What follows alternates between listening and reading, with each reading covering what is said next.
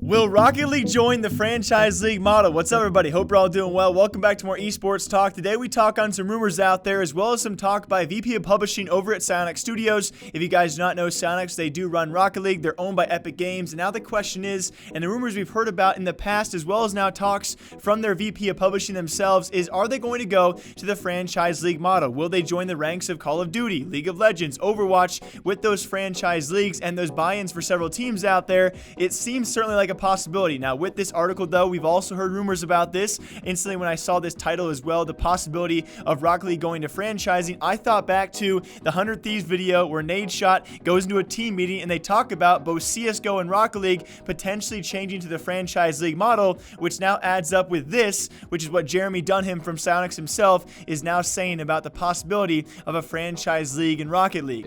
We are blocking out 2 hours to basically talk about all things esports for 100 Thieves. We're going to talk through what it would take to be part of other esports, how much it would cost, player salaries, strategy, how the timing of it all. The biggest update to CS and Rocket League is like potentially a change in the franchise system as opposed to like viewership skyrocketing. And obviously now 100 Thieves, for all you fans out there, are set to join CSGO once they find a roster. So living up to their word, CSGO as of right now is not going to a franchise model. Rocket League though could be, and when they do, I'm seriously certain we'll see, of course, 100 Thieves maybe join those ranks alongside that. So it's kind of funny they mentioned the fact that CSGO and Rocket League could be going to a franchise model, and now a few months later we have Psyonix confirming they've certainly talked about it. Actually, the overall point of this article, we'll link down below for all of you guys in this kind of small interview out there, is Dunham does state it's certainly a decision they've actually talked about. They are not going to put a timeline on that choice as of right now. So they have talked about it. They've seen that teams are very fond of the idea. Teams would very much like it,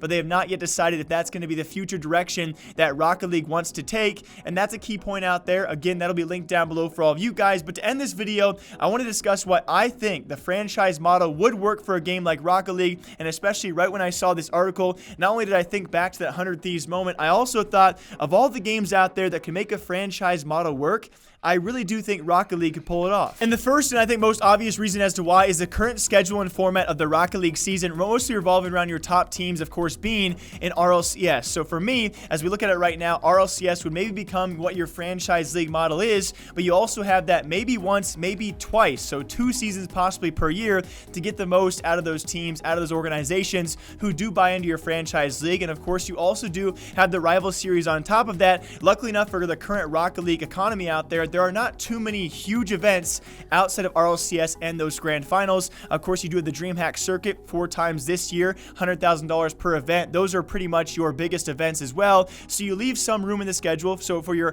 RLCS teams or your teams that buy into the franchise league, so RLCS becomes those franchise matches. They also can compete in a few other games out there or a few other tournaments like that of the DreamHack circuit. And you, of course, have to limit your franchise or RLCS teams to how much they can actually compete outside the franchise league. That's why you enter the franchise league model, so they actually promote your franchise more. So maybe they compete in their franchise games and the DreamHack circuit. Any other team out there that's not in your RLCS or your franchise league can try and compete or qualify in any event throughout the year that they do want to. That's at the top of the head what I would think. As of right now, the given Rocket League schedule to me gives a lot of time for growth and of course a lot of expansion for possibly more games throughout the year, which I have strived for ever since I started cheering for Rocket League. I do think RLCS seasons, given the limited number of weeks, is just too few matches to really determine who is the best talent out there. And so certainly the schedule right now has room to grow to potentially 2 franchise seasons every single year. Now, obviously the backside of that is the fact that if there are more matches out there, there could be less viewership as it becomes kind of monotonous. So keep that in mind as well. I think a second big point as well, especially for organizations to buy in for this, is the fact that the esports shop already exists inside Rocket League. And let's be honest, of all esports out there, they do team skins as good as pretty much anyone out there. So when it comes time for making your players money and potentially your organization's a small chunk of change as well, the esports team shop is a great way to promote those teams and actually urge players or community members to actually support their teams as well. And I think if you have franchise teams buy into the league and they actually get their own team skins in game, it's more impressions on their brand, more reason for them to buy in. And so I think Rocket League, especially owned by Epic Games, does the skin game and the item shop game pretty darn good. And so that's certainly an added benefit for any teams who do want to buy into a potential franchise league model. And then very lastly for me on my positive points, I will state a few negatives as well. And of course, you guys can leave your thoughts down below because you guys are usually very insightful on if you think this should be a thing or should not be a thing. I think Rocket League Esports can succeed either inside franchise league modeling or outside. I just think that franchise could bring a whole new set of eyes to Rocket League, especially now being ran by Epic Games. It has a ton of potential. I've been saying that for a couple years now. The growth is imminent for a game like Rocket League and the things they do participate in. Very lastly, we have RLCS and we have RLRS, the rival series, which makes for the perfect chance for teams to actually have academy teams or rosters underneath them if we want to do a relegation system like that. When it comes time for choosing a franchise league model, you can choose as well. If teams buy in, they get those guaranteed spots year after year after year like League of Legends does, or you could do relegation like Rocket League currently does. So you have organizations who actually buy into the RLCS and they have an academy team in RLRS. Of course, that would be a huge shift to the economy of teams out there and mixed teams out there. They might be signed, they might not be, so it can really change things up, but you would still allow random trios to compete in RLRS or at least qualify for it and maybe give them the chance to earn their way to RLCS, which would be our franchise league, if that makes sense for all of you guys out there. I think the current economic system has a pretty good setup for organizations to have a main roster and an academy roster, as we are going to see at least in Overwatch. We already see that in League of Legends, and Call of Duty is kind of doing that. They have this thing called Path to Pro, so they're not going to do full academy rosters, which I think is actually a smarter move, but I think Rocket League can certainly play off the certain economy or the specific economy they already have out there to actually kind of entangle academy teams if they need to, which I don't think they necessarily do. And for my worries out there, I don't have too many worries. I know you guys might have a few more, but I haven't thought on too many of the negatives out there. It really depends how you look on the situation. When it comes to buy-in price, that's an obvious one. Being owned by Epic Games, they do Fortnite viewership very well, and so I hope they don't, especially based off Call of Duty numbers. We know COD viewership and Rocket League viewership are probably along the same lines. I would even give Rocket League, yeah, I'm actually going to keep it there. They're probably around pretty even numbers there, and we saw Call of Duty charge $25 million for their buy-in price.